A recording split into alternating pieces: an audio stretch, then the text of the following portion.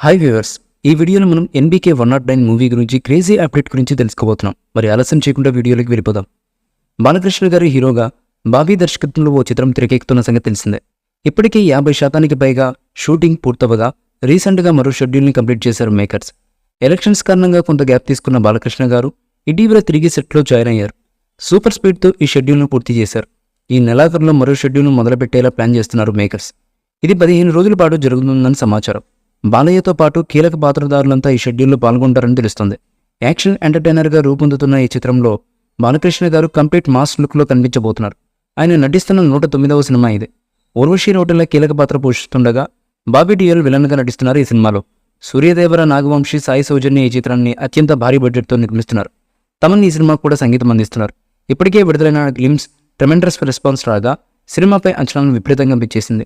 త్వరలోనే మూవీ టైటిల్ను అనౌన్స్ చేయబోతున్నారు మేకర్స్.